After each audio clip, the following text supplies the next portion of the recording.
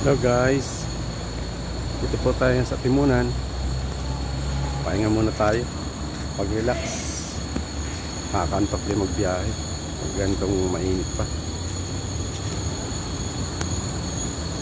Ganda niya, oh. Nakaka-relax. Yung mga nagbabiyahe ng from Manila to Bicol, pwedeng naman dito, maganda, oh. Pwede kayo mag-relax dito. Ayan, marami, magandang tanawin. Daming tanawin dito.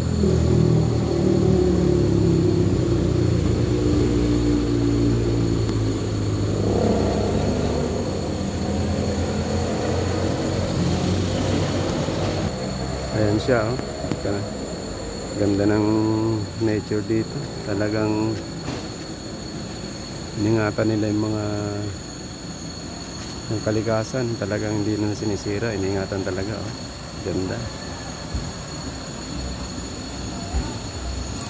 Kahit napakainit ng panahon, ng presko dito.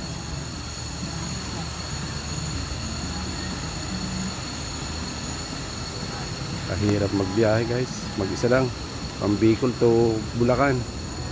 Timunan pa lang ako. Ayan. Ayan, may pahingaan sa taas. Sarap mag-relax dito.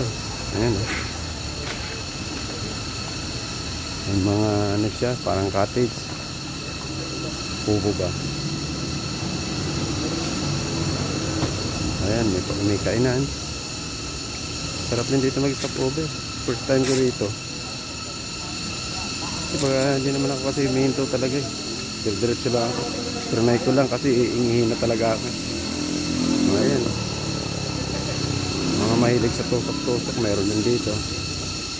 Ayan, mukhang masarap. Kaso busog pa ako.